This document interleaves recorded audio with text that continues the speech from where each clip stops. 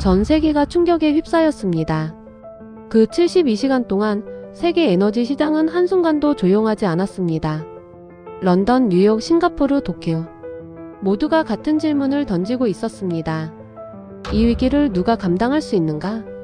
그리고 그 72시간이 끝날 무렵 세계 공급망 전략가들의 회의실에서 아무도 예상하지 못했던 이름이 반복되기 시작했습니다. 오늘 그 놀라운 이야기를 시작합니다. 이야기를 시작하기 전에 구독과 좋아요 눌러주세요. 그리고 대한민국을 응원하는 댓글 하나 남겨주시면 큰 힘이 됩니다.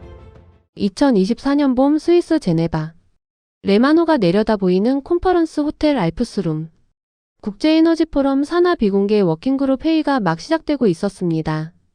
테이블 중앙에는 중동지도 한 장이 펼쳐져 있었습니다. 호르무즈 해협 위에는 붉은 펜으로 여러 개의 표시가 찍혀 있었습니다. 여러분 오늘 아침 브리핑 받으셨죠? 시작하겠습니다.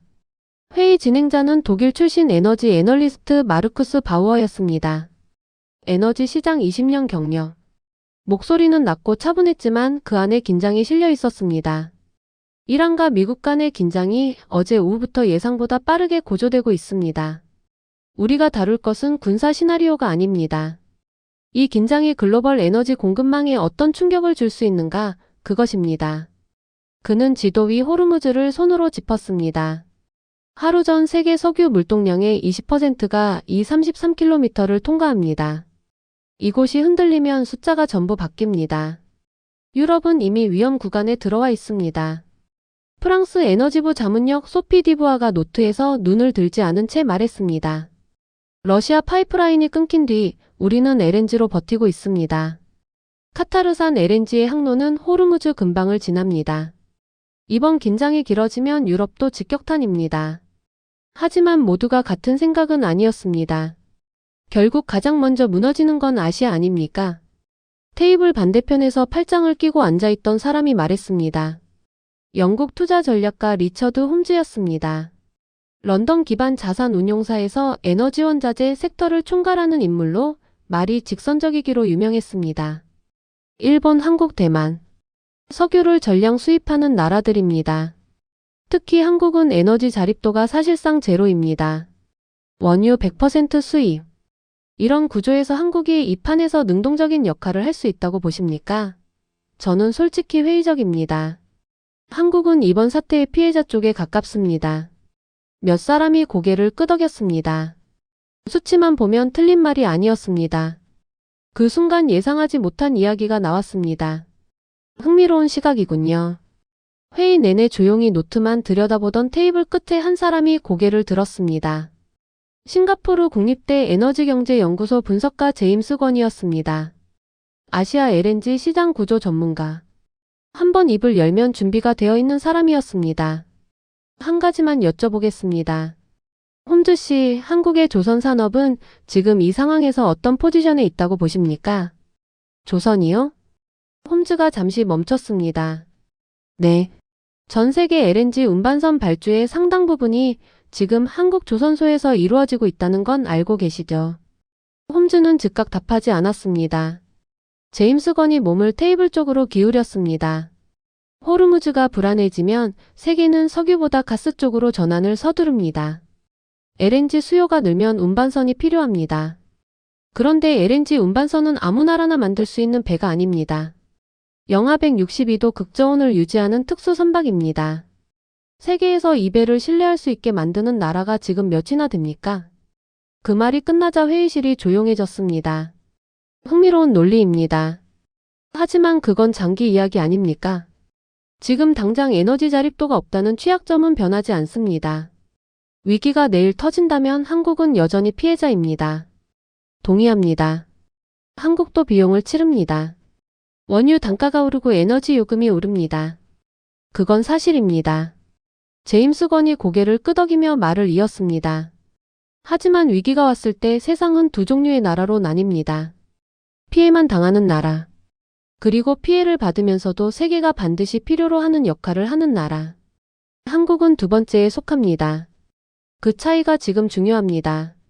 그리고 여기서 계산이 바뀌기 시작합니다. 그렇다면 그 구조를 하나씩 들여다보겠습니다. 바우어가 화면을 전환했습니다. 세계 LNG 운반선 발주 현황 데이터가 떴습니다. 그 순간 홈즈가 처음으로 노트를 펼치고 펜을 집어들었습니다. 그리고 회의실 밖에서는 72시간의 시계가 조용히 돌아가고 있었습니다. 제네바 회의가 진행되는 그 시간, 런던 카나리 워프의 한 트레이딩 플로어는 이미 전쟁 중이었습니다.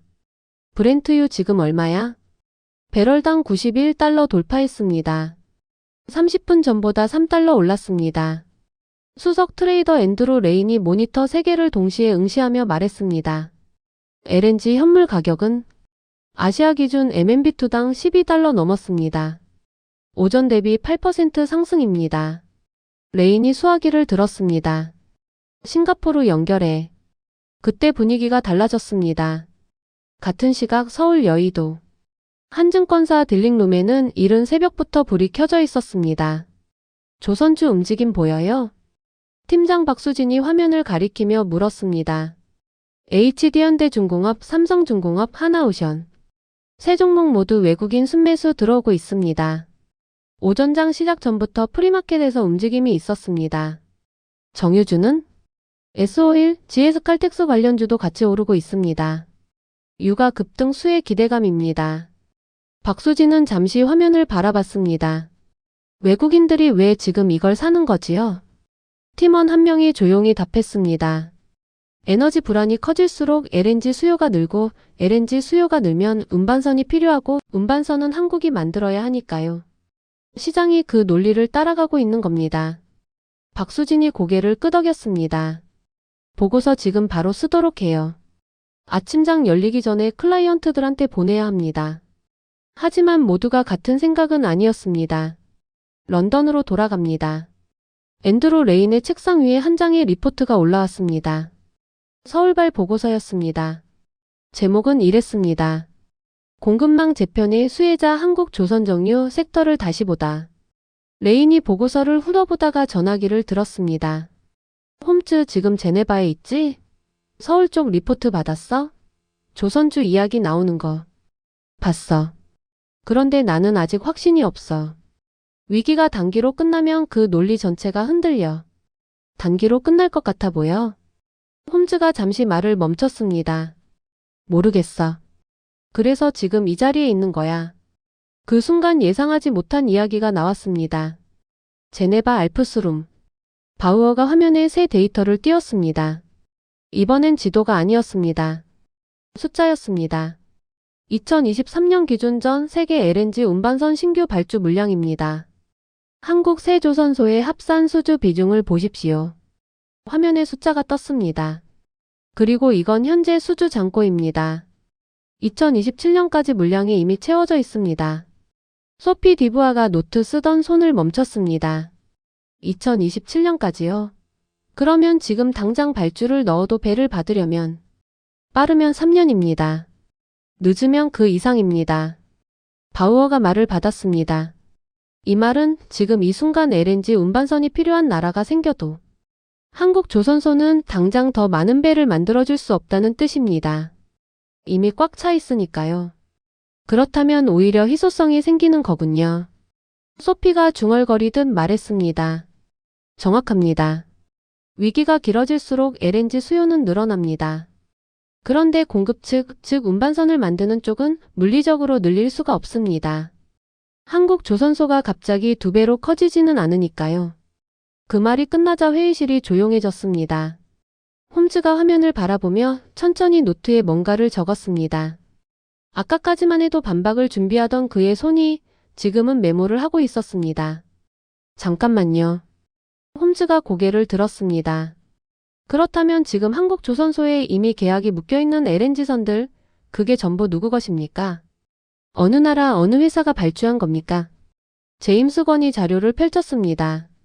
카타르 에너지, 쉘, 토탈 에너지, 그리고 여러 유럽계 에너지 기업들입니다. 유럽이 LNG 전환을 서두르면서 대규모 발주가 몰렸습니다. 홈즈가 천천히 펜을 내려놓았습니다. 그러니까 유럽이 러시아 가스 대신 LNG를 쓰기로 결정한 그 순간부터 이미 한국 조선소에 의존하는 구조가 만들어진 거군요. 그렇게 보셔도 됩니다. 그리고 여기서 계산이 바뀌기 시작합니다. 하지만 이것은 시작이었습니다. 바우어의 화면에는 다음 데이터가 준비되어 있었습니다. 이번엔 조선이 아니었습니다. 반도체였습니다. 바우어가 화면을 한 번 더 전환했습니다. 새로 뜬 슬라이드에는 전 세계 메모리 반도체 시장 점유율 그래프가 있었습니다. 반도체가 에너지 공급망과 무슨 관계입니까? 홈즈가 팔짱을 끼며 물었습니다.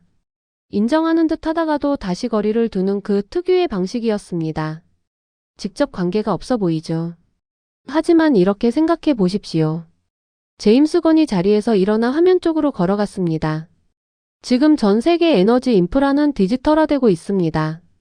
스마트 그리드, LNG 터미널 자동화 시스템, 정유 공장 공정 제어, 심지어 풍력 태양광 발전 관리 시스템까지.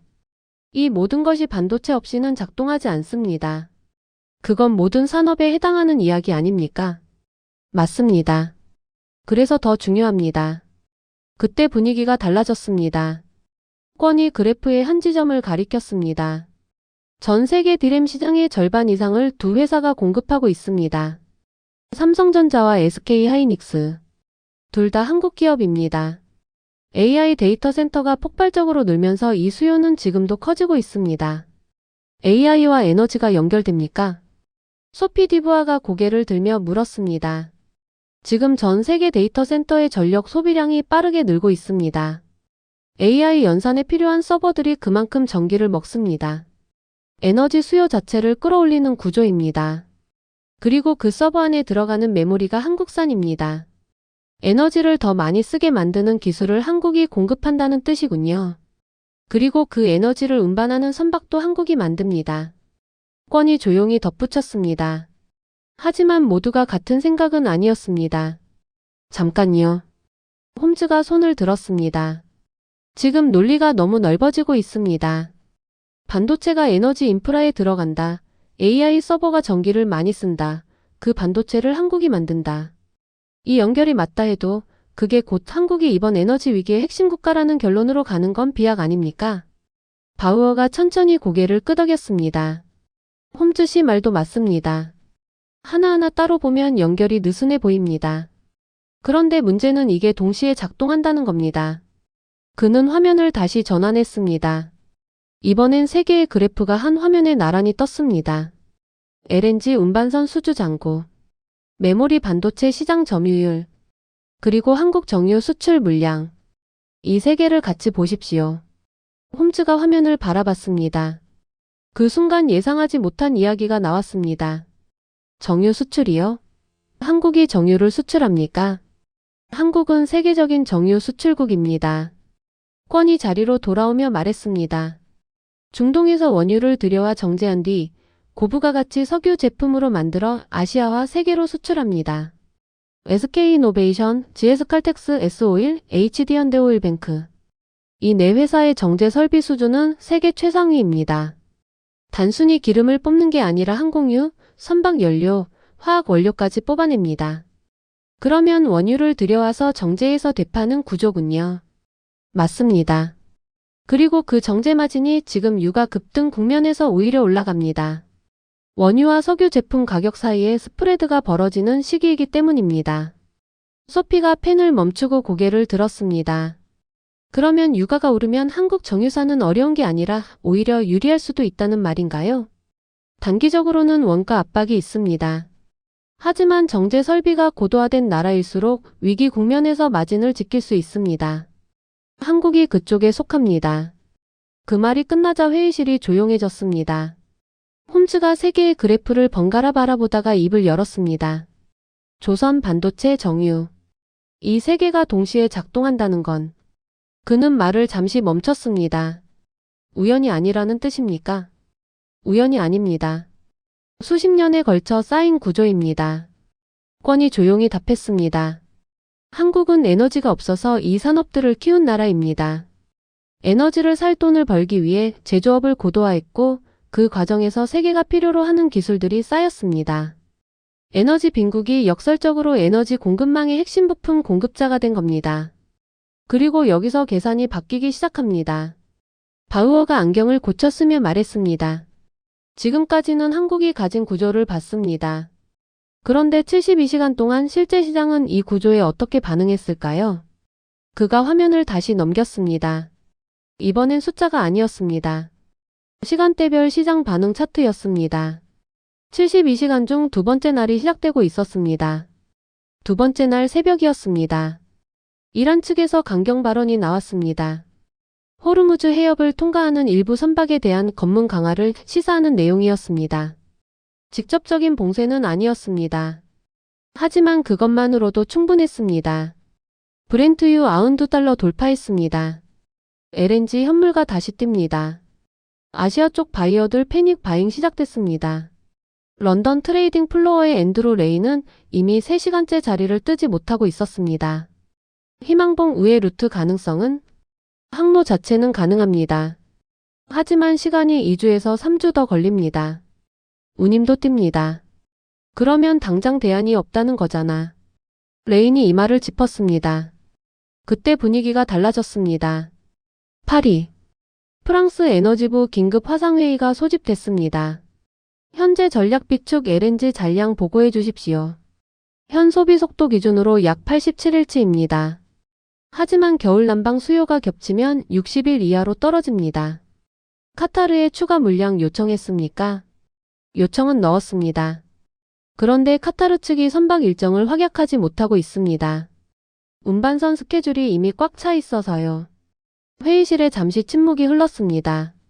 운반선 문제라면 결국 조선소 문제입니까? 그렇습니다. 지금 당장 LNG선을 더 투입하고 싶어도 물리적으로 배가 없습니다. 소피 디브아는 이 내용을 실시간으로 받아보고 있었습니다.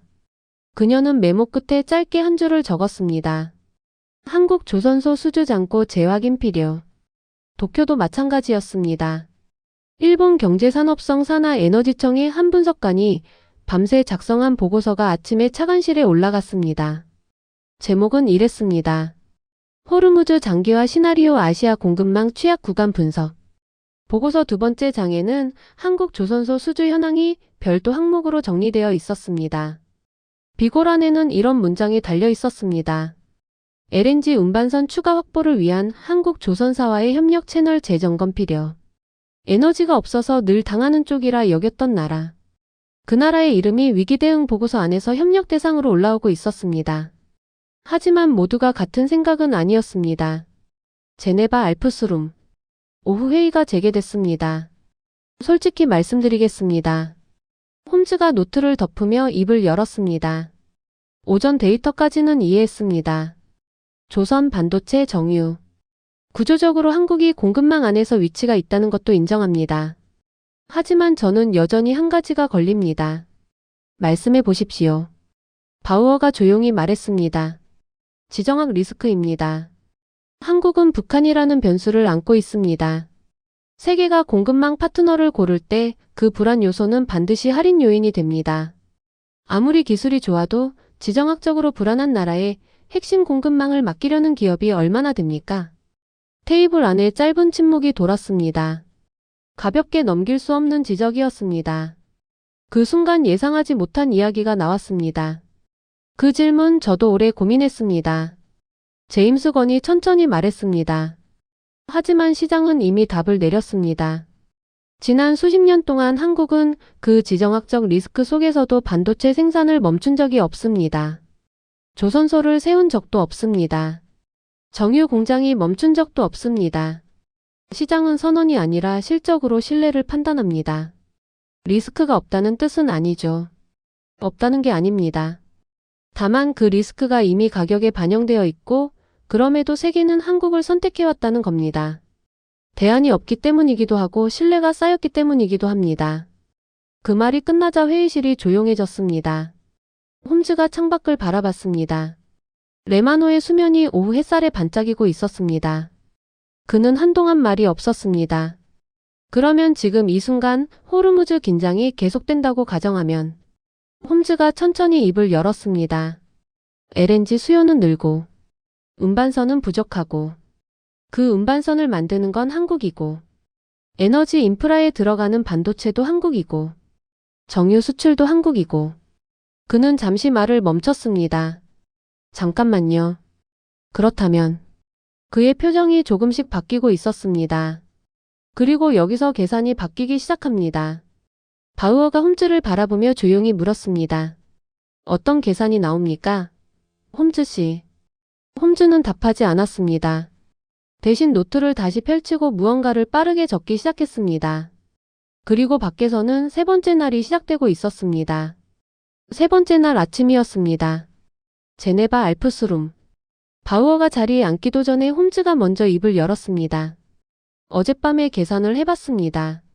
그는 노트 한 장을 테이블 위에 펼쳤습니다. 호르무즈 긴장이 3개월 이상 지속된다고 가정했습니다. 유럽의 LNG 수요 증가분, 아시아의 대체 조달 필요량, 그리고 현재 운항 가능한 LNG 운반선 숫자를 대입했습니다. 결과가 어떻게 나왔습니까? 소피가 물었습니다. 운반선이 부족합니다.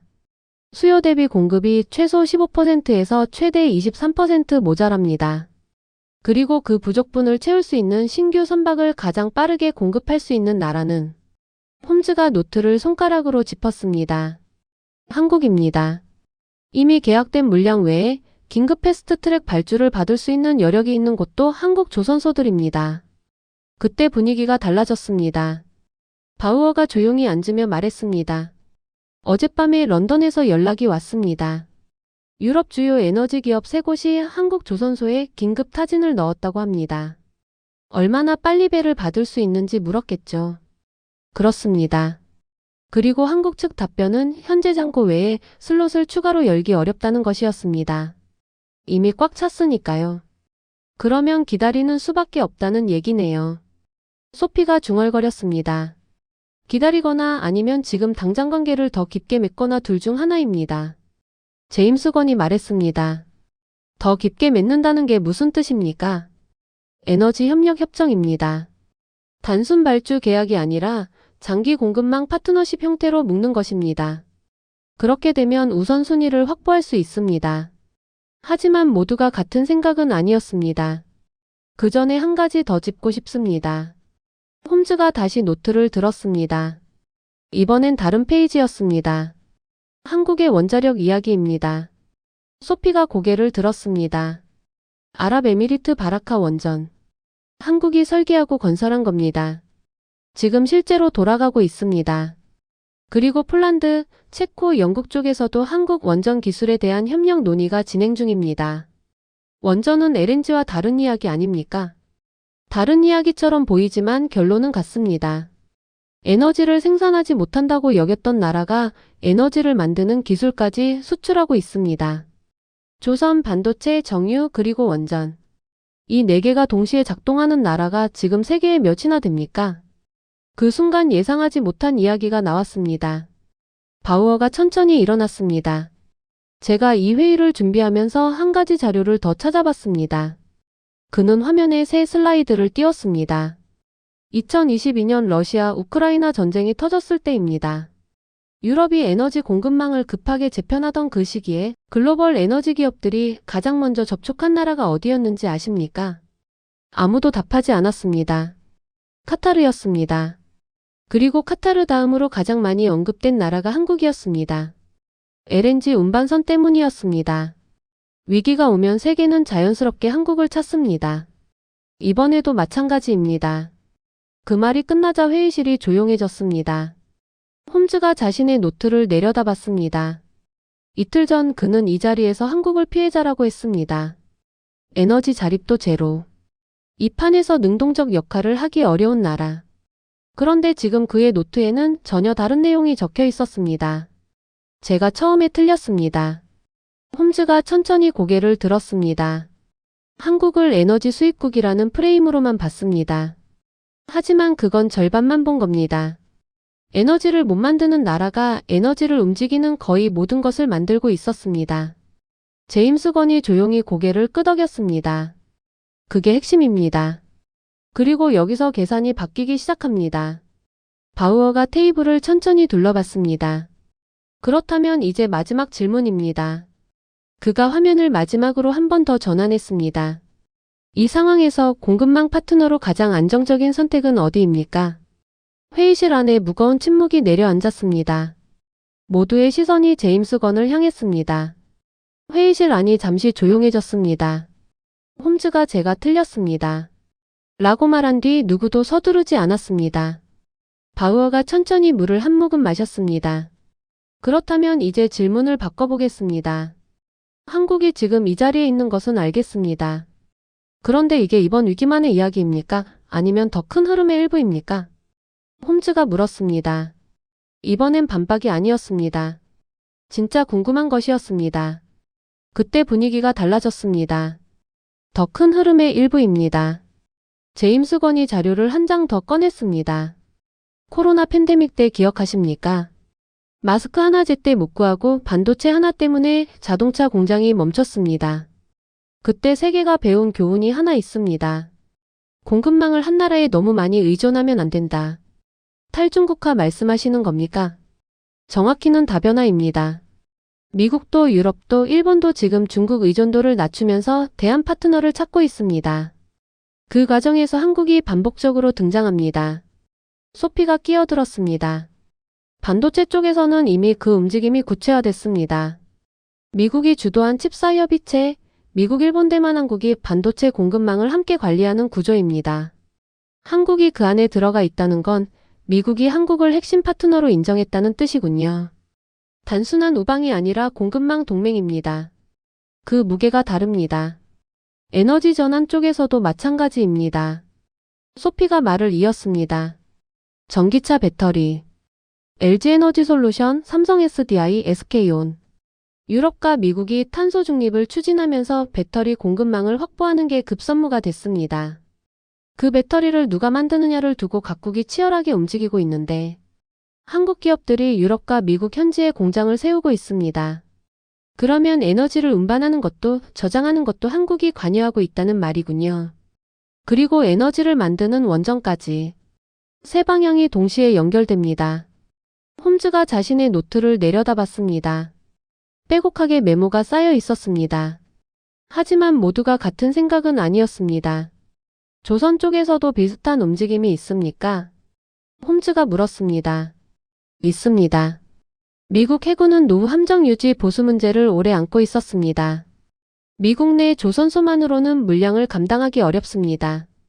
그래서 한국 조선소와의 협력 논의가 수면 위로 올라오고 있습니다. 군사 쪽 이야기까지 나오면 단순한 경제 협력이 아니군요. 맞습니다. 에너지 위기가 전략 동맹을 강화하는 방향으로 작동하고 있습니다. 한국이 LNG선을 만들어주는 나라에서 미국의 전략적 조선 파트너로 위치가 올라가고 있는 겁니다. 바우어가 천천히 고개를 끄덕였습니다. 그러면 이란 긴장은 도화선이었고 실제로 타오르는 건 훨씬 더 오래된 구조 변화였던 셈이군요. 그 순간 예상하지 못한 이야기가 나왔습니다. 그렇다면 저는 이제 다른 걱정이 생깁니다.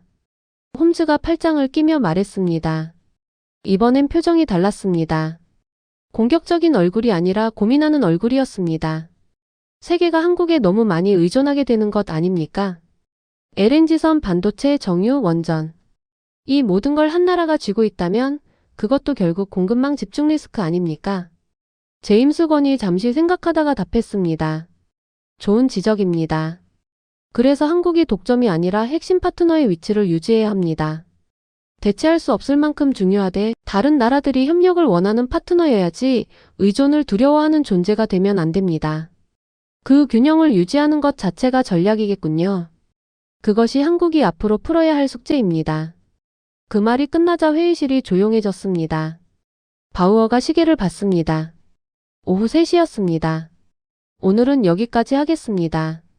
내일 마지막 세션에서 각자의 최종 의견을 정리해 주십시오. 사람들이 하나둘 자리에서 일어났습니다. 홈즈가 짐을 챙기다가 제임스 건에게 걸어왔습니다. 내일 마지막 세션 전에 따로 이야기할 수 있겠습니까? 궁금한 게 생겼습니다. 물론입니다. 건이 고개를 끄덕였습니다. 그리고 여기서 계산이 바뀌기 시작합니다. 처음엔 반박하던 사람이 이제는 더 알고 싶어하는 사람이 되어 있었습니다. 그리고 밖에서는 72시간의 두 번째 밤이 시작되고 있었습니다. 시장은 아직 잠들지 않았습니다. 세 번째 날 새벽이었습니다. 이란 외무장관이 강경 발언을 내놓았습니다. 호르무즈 해협 통항 문제를 두고 모든 선택지가 열려 있다는 내용이었습니다. 직접적인 봉쇄 선언은 아니었습니다. 하지만 그것만으로도 충분했습니다. 런던 선물 시장이 열리기도 전에 아시아 시장이 먼저 반응했습니다. 브렌트유 다시 뜁니다. 93달러 넘었습니다. LNG 현물가 어젯밤보다 또 올랐습니다. 아시아 바이어들 지금 패닉 상태입니다. 싱가포르 에너지 브로커 데스크 담당자가 수화기를 내려놓지 못하고 있었습니다. 지금 당장 가용 LNG선 있는데 어디야? 어디든 상관없어. 가격은 협의 가능해. 없습니다. 전부 계약된 상태입니다. 그가 전화를 끊고 천장을 바라봤습니다. 배가 없어. 그때 분위기가 달라졌습니다. 브리셀 EU 집행위원회 에너지 담당 부서에 긴급 소집 문자가 날아갔습니다. 현재 회원국 LNG 비축 현황 보고해 주십시오. 수석 분석관이 화면을 열며 말했습니다. 독일 74일치, 프랑스 91일치, 이탈리아 68일치입니다. 겨울 수요가 겹치면 전부 한 달 이상 줄어듭니다.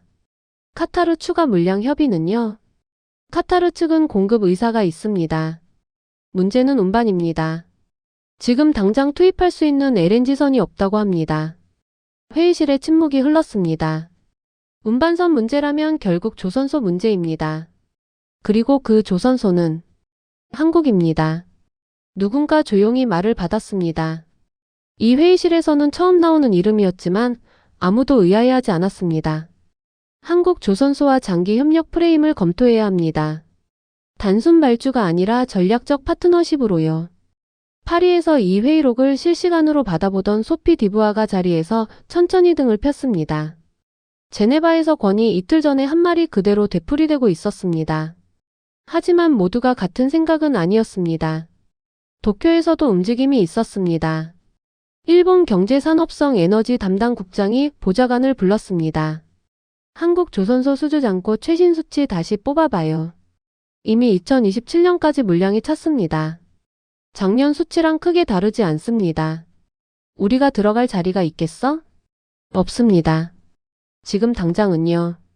하지만 장기 협력 협정 형태라면 우선순위를 협상할 수 있습니다. 국장이 잠시 생각하다가 말했습니다. 한국과 우리가 경쟁 상대인 건 맞습니다. 그런데 이 상황에서는 협력이 필요합니다. 그 줄을 어떻게 잡느냐가 숙제네요. 그 순간 예상하지 못한 이야기가 나왔습니다. 제네바. 회의 이틀째 밤이 깊었습니다.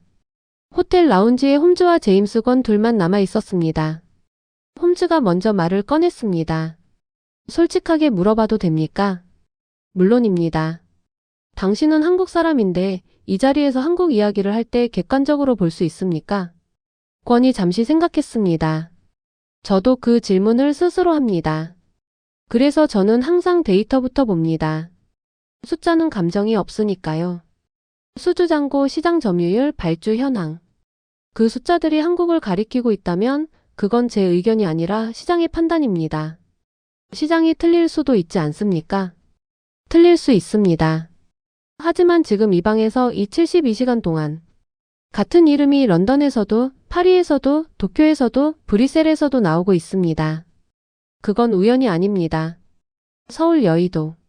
새벽 2시. 박수진의 팀은 야간 당직 체제로 돌아가고 있었습니다. 아시아 시장이 흔들리면 서울도 먼저 움직이기 때문이었습니다. 조선주 프리마켓 움직임 잡혔습니까? 외국인 매수 신호 들어오고 있습니다. 오늘도 장 열리면 강세 예상됩니다. 어제 런던발 리포트 보셨어요? 한국 조선을 에너지 안보 자산으로 분류하기 시작했습니다. 박수진이 모니터를 바라보며 중얼거렸습니다. 에너지 안보 자산. 이 단어가 나오기 시작하면 단순 주가 이야기가 아닙니다. 그 말이 끝나자 회의실이 조용해졌습니다. 홈즈가 잔을 내려놓으며 말했습니다. 내일 마지막 세션 제가 발언 하나 하겠습니다. 어떤 내용입니까? 제가 처음에 했던 말을 수정하는 내용입니다. 권이 조용히 고개를 끄덕였습니다. 두 사람은 잠시 침묵 속에 앉아 있었습니다. 창밖으로 레마노의 어두운 수면이 보였습니다. 그리고 여기서 계산이 바뀌기 시작합니다. 세 번째 날이 밝아오고 있었습니다. 제네바 회의의 마지막 세션까지 이제 몇 시간 남지 않았습니다. 제네바 알프스룸. 마지막 세션이 시작됐습니다. 창밖으로 레마노 위에 아침 안개가 얕게 깔려 있었습니다. 테이블 위에는 사흘치 자료가 쌓여 있었습니다. 마지막 세션입니다. 오늘은 각자 최종 의견을 정리해 주십시오. 바우어가 자리에 앉으며 말했습니다. 먼저 제가 이틀간의 논의를 정리하겠습니다. 우리가 확인한 것은 3가지입니다. 그가 화면을 켰습니다. 첫째, 호르무즈 긴장은 단순한 지역 갈등이 아니라 전 세계 에너지 공급망의 취약점을 드러내는 사건입니다. 둘째, 그 취약점을 메우는 과정에서 LNG 운반선 부족이 핵심 병목으로 확인됐습니다. 셋째, 그 병목을 쥐고 있는 나라의 전략적 위치가 재평가되고 있습니다. 그는 화면에 지도 하나를 띄웠습니다. 세계 지도였습니다. 그 위에 빨간 선이 여러 개 그어져 있었습니다.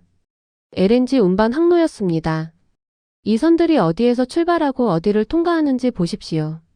그리고 이 선들을 움직이는 배를 누가 만드는지 생각해 보십시오.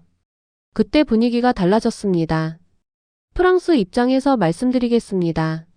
소피 디부아가 노트를 덮으며 자리에서 일어섰습니다. 유럽은 러시아 의존을 끊고 에너지 다변화를 추진하는 과정에서 LNG를 전략 자산으로 선택했습니다. 그런데 이번 72시간이 가르쳐준 것은 LNG 공급원을 확보하는 것만으로는 부족하다는 사실입니다. 그 LNG를 실어 나를 선박, 그 선박을 만들 기술, 그 기술을 가진 나라까지 공급망 안에 포함시켜야 합니다. 그 나라가 한국이라는 말씀이십니까? 누군가 물었습니다. 현재로서는 그렇습니다. 유럽은 한국과의 에너지 공급망 협력을 전략적 우선순위로 올려야 한다고 생각합니다. 그녀가 자리에 앉았습니다. 짧은 발언이었지만 무게가 있었습니다. 하지만 모두가 같은 생각은 아니었습니다. 잠깐요. 한국을 너무 빨리 결론으로 가는 것 아닙니까? 테이블 한쪽에서 목소리가 나왔습니다. 네덜란드 출신 에너지 컨설턴트 얀 판덴 베르흐였습니다.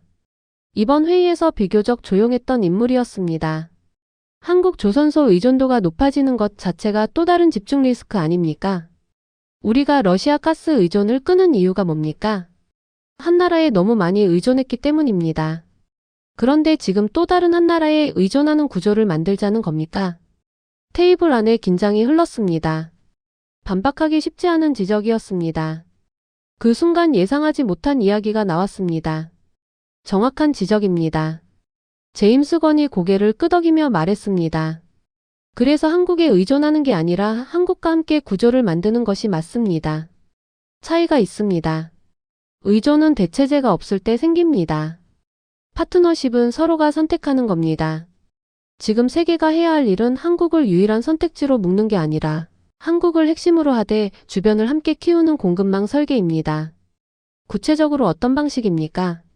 한국 조선소와 장기 협력 협정을 맺되 동시에 조선 기술 이전과 인력 양성 협력을 패키지로 묶는 겁니다. 한국 혼자 키우는 구조가 아니라 함께 키우는 구조입니다. 그러면 의존이 아니라 상호 의존이 됩니다. 판덴 베르흐가 잠시 생각하다가 고개를 끄덕였습니다. 그 말이 끝나자 회의실이 조용해졌습니다. 제가 발언 하나 하겠습니다. 홈즈가 자리에서 일어섰습니다. 테이블 안의 시선이 그에게 향했습니다. 이틀 전 이 자리에서 가장 강하게 한국을 의심했던 사람이었습니다. 이틀 전 저는 한국이 이 위기에서 능동적인 역할을 하기 어렵다고 했습니다. 에너지 자립도가 없는 나라라고 했습니다. 피해자 쪽에 가깝다고 했습니다. 그는 잠시 멈췄습니다. 틀렸습니다. 저는 표면만 봤습니다. 에너지 자립도라는 숫자 하나로 나라의 공급망 역할을 판단했습니다.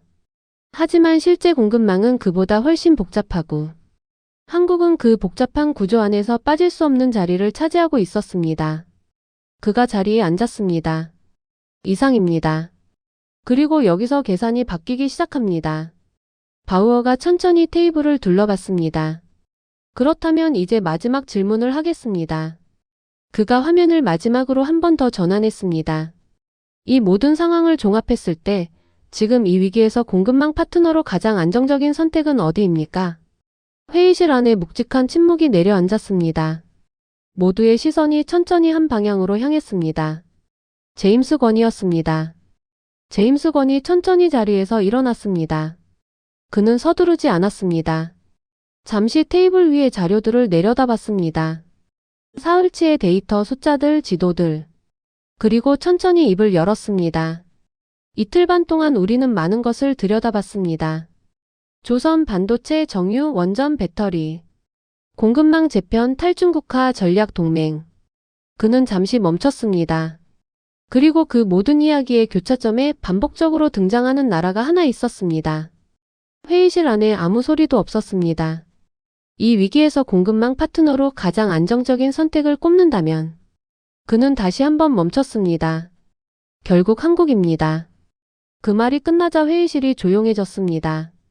누구도 즉각 말하지 않았습니다. 홈즈도 판덴베르흐도 소피도 아니었습니다. 권이 말을 이었습니다. 에너지를 한 방울도 생산하지 않지만 에너지를 운반하는 선박을 만드는 나라. 에너지 인프라를 움직이는 반도체를 공급하는 나라. 원유를 정제해 세계로 내보내는 나라. 에너지를 만드는 원전 기술까지 수출하는 나라. 그리고 에너지 전환의 핵심인 배터리를 생산하는 나라. 이 5가지가 한 나라에서 동시에 작동하는 경우는 세계에서 흔하지 않습니다. 그리고 위기가 왔을 때 그 사실이 더 선명하게 드러납니다. 바우어가 조용히 고개를 끄덕였습니다. 이번 72시간이 그것을 다시 한번 확인시켜줬습니다. 판덴베르흐가 자신의 노트를 내려다봤습니다. 이번 회의에서 그가 유일하게 직접 반론을 제기한 순간이었지만 권의 답변에서 반박할 여지를 찾기 어려웠습니다. 상호 의존이라는 프레임은 납득이 됩니다. 의존과 파트너십의 차이, 그 구분이 중요하겠군요. 그리고 그 파트너십이 지속되려면 한국이 계속 그 역할을 해낼 수 있어야 합니다. 그게 전제입니다. 권이 말했습니다. 낙관론이 아니었습니다. 조건이었습니다. 하지만 모두가 같은 생각은 아니었습니다. 한 가지만 덧붙여도 되겠습니까? 홈즈가 손을 들었습니다. 저도 권 씨의 결론에 동의합니다. 하지만 저는 투자자의 입장에서 한 가지를 더 봅니다. 한국이 지금 이 자리에 있는 것은 맞습니다. 그런데 이 자리가 얼마나 오래 유지될 수 있는가, 그것도 봐야 합니다. 중국의 추격 말씀이십니까? 그것도 있고 한국 내부의 문제도 있습니다. 조선소 인력 부족, 반도체 설비 투자 경쟁, 젊은 인재들의 제조업 기피. 이런 것들이 장기적으로 쌓이면 지금의 강점이 흔들릴 수 있습니다. 한국이 이 자리를 지키려면 지금 이 위기가 보여준 자신의 가치를 스스로 인식하고 거기에 계속 투자해야 합니다. 권이 고개를 끄덕였습니다. 동의합니다. 이번 72시간은 한국이 잘하고 있다는 확인이기도 하지만 동시에 멈추면 안 된다는 경고이기도 합니다. 그 순간 예상하지 못한 이야기가 나왔습니다. 저는 이 회의에서 배운 것 하나를 가지고 돌아가겠습니다. 소피가 자리에서 말했습니다. 에너지 안보를 이야기할 때 우리는 보통 어디서 에너지를 가져올 것인가를 먼저 생각합니다. 그런데 이번에 보니 어떻게 가져올 것인가, 그리고 그 어떻게를 가능하게 하는 나라가 어디인가까지 봐야 한다는 것을 알았습니다. 한국은 그 어떻게의 핵심에 있었습니다. 바우어가 천천히 일어섰습니다. 좋은 정리입니다. 이것으로 이번 회의를 마치겠습니다. 각자의 자리에서 오늘의 논의가 실제 정책과 전략으로 이어지기를 바랍니다. 그리고 여기서 계산이 바뀌기 시작합니다. 사람들이 하나둘 자리에서 일어났습니다. 서류를 챙기고 악수를 나누고 짧은 대화를 주고받았습니다. 홈즈가 권에게 걸어왔습니다. 제네바 오기 전에 제가 세운 가설이 있었습니다. 한국은 이 판의 피해자다. 그 가설이 완전히 틀렸습니다. 가설이 틀렸다는 걸 인정하는 게 쉽지 않은데 감사합니다. 틀린 걸 모르고 있었으면 더 나빴겠죠. 두 사람이 조용히 웃었습니다. 알프스롬의 문이 열렸습니다. 레마노 위로 오전 햇살이 쏟아지고 있었습니다. 72시간이 끝났습니다. 이란과 미국 사이에 비공식 접촉이 이루어졌다는 소식이 흘러나왔습니다. 호르무즈 긴장은 조금씩 낮아졌습니다. 브렌트유 가격이 천천히 내려왔고 LNG 현물 가격도 고점에서 물러났습니다. 하지만 전략가들의 세계에서는 이제부터가 시작이었습니다. 보고서 초안 올립니다. 런던으로 돌아온 홈즈는 사흘 만에 내부 보고서 한 장을 완성했습니다. 글로벌 에너지 공급망 재편 한국의 전략적 위치 재평가. 그의 어시스턴트가 초안을 받아 읽다가 고개를 들었습니다. 홈즈 씨, 제네바 가시기 전이랑 시각이 많이 달라졌는데요. 달라진 게 아니라 제대로 본 겁니다. 홈즈가 짧게 답하고 말했습니다. 한국 조선주하고 정유주 비중 조정 검토해봐요. 그리고 배터리 쪽도 같이 보고요. 그때 분위기가 달라졌습니다. 8위. 소피디부하는 에너지부 장관에게 올릴 정책 보고서를 작성하고 있었습니다. 제목은 이랬습니다.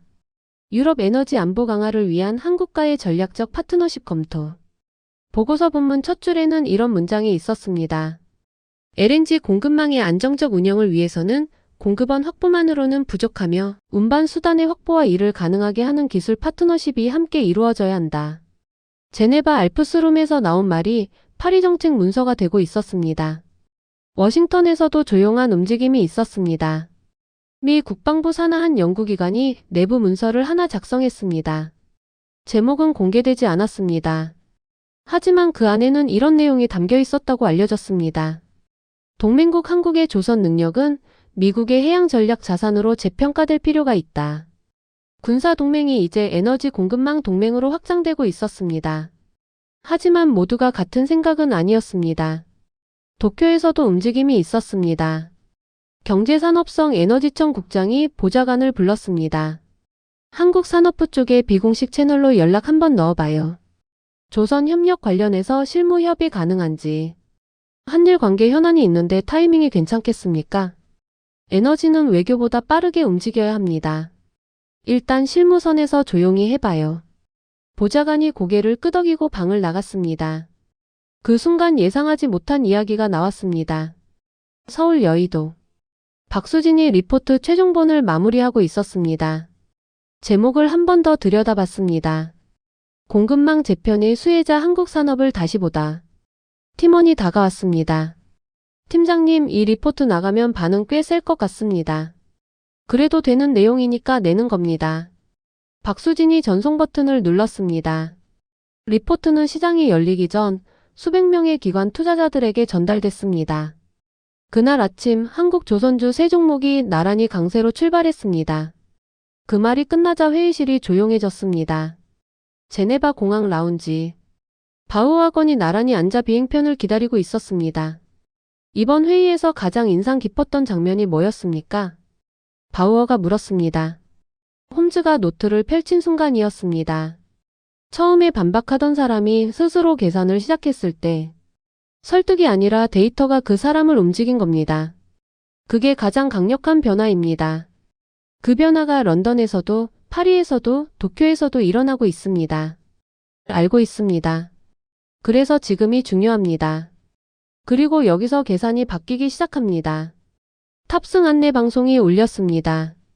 두 사람은 각자의 탑승구를 향해 걸어갔습니다. 레마노 위로 오후 햇살이 기울고 있었습니다. 그리고 세계 곳곳에서 조용한 재편이 시작되고 있었습니다. 경남 거제. 세계에서 가장 큰 조선소 중 하나가 있는 곳입니다. 도크 안에는 반쯤 완성된 LNG 운반선이 자리를 잡고 있었습니다. 선체 높이만 수십 미터. 용접 불꽃이 여기저기서 튀었습니다. 수백 명의 작업자들이 각자의 위치에서 움직이고 있었습니다. 현장 소장이 메모판을 들고 걸어오며 말했습니다. 이번 주 인원이 또 10명 빠졌습니다. 베트남 쪽 인력으로 채우고 있는데 숙련도 차이가 있어서 쉽지 않습니다. 설계 인력은요? 그쪽이 더 문제입니다.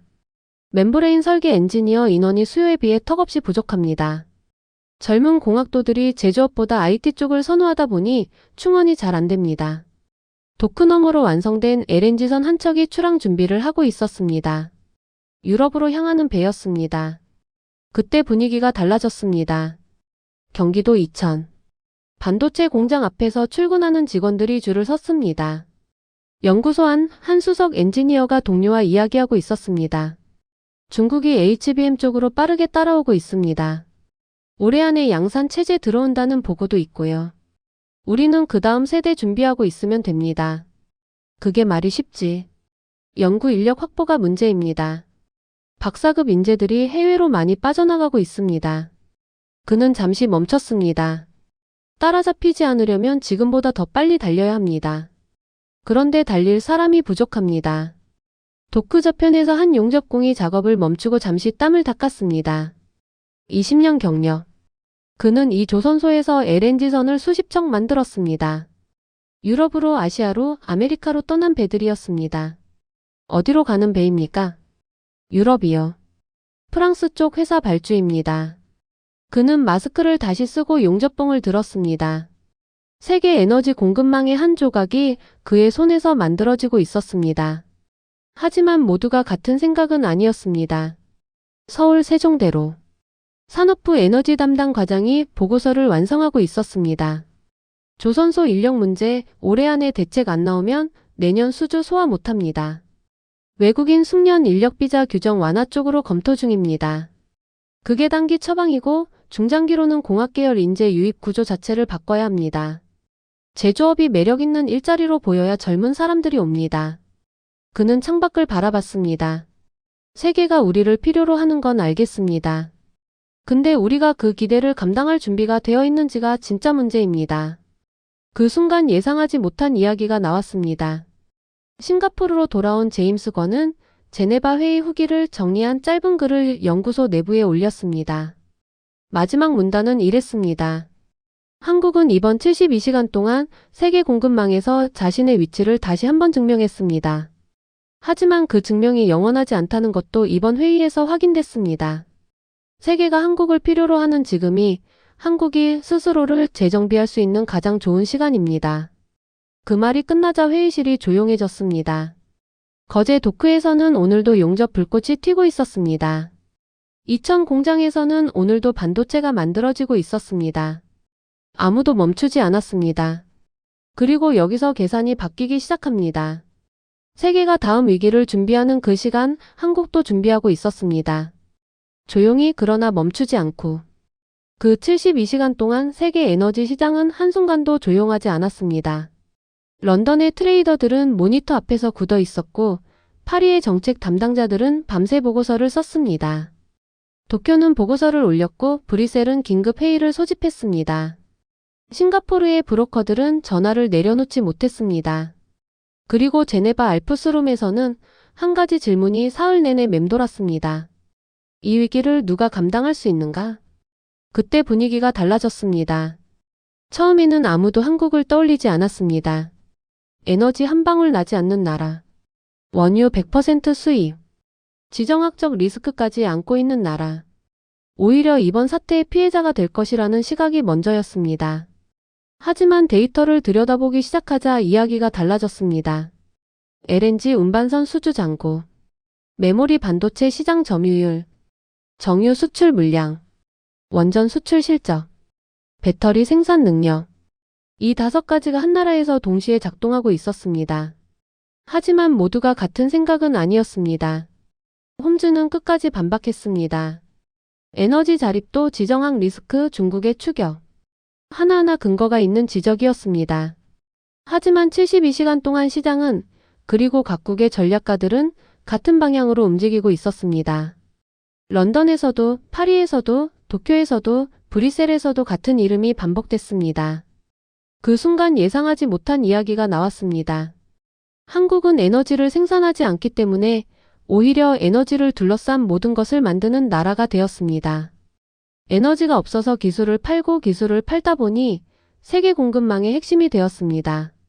위기가 왔을 때 그 역설이 가장 선명하게 드러났습니다. 그 말이 끝나자 회의실이 조용해졌습니다. 제임스 권이 제네바 알프스룸에서 말했습니다. 결국 한국입니다. 그 한 문장이 72시간의 대답이었습니다. 이 이야기는 단순히 한 나라의 성공 스토리가 아닙니다. 에너지가 없는 나라가 에너지 공급망의 핵심이 될 수 있다는 것. 자원이 없어도 기술과 산업 구조로 세계에서 빠질 수 없는 역할을 만들 수 있다는 것. 그리고 그 역할은 위기가 왔을 때 가장 선명하게 드러난다는 것. 그것이 72시간이 남긴 가장 큰 교훈이었습니다. 그리고 여기서 계산이 바뀌기 시작합니다. 하지만 이 이야기는 여기서 끝이 아닙니다. 중국은 빠르게 따라오고 있습니다. 조선 기술의 격차는 좁혀지고 있고 반도체 자국화 투자는 멈추지 않습니다. 한국 내부에서는 인력 부족과 제조업 기피라는 현실적인 문제가 쌓이고 있습니다. 세계가 한국을 필요로 한다는 것은 기회입니다. 하지만 그 기회를 실력으로 바꾸지 못하면 다음 위기에서 같은 대답이 나올 수 없습니다. 그 72시간이 보여준 것은 두 가지였습니다. 한국이 해낸 것들, 그리고 한국이 해야 할 것들. 오늘 이야기는 여기까지입니다. 72시간의 긴장, 제네바의 회의실, 런던과 파리와 도쿄와 서울을 오간. 그 이야기가 여러분께 조금이라도 다른 시각을 드렸다면 좋겠습니다. 영상이 도움이 되셨다면 구독과 좋아요 부탁드립니다. 댓글에 여러분의 생각을 남겨주시면 더 좋은 이야기로 다시 찾아오겠습니다. 대한민국을 응원합니다. 감사합니다.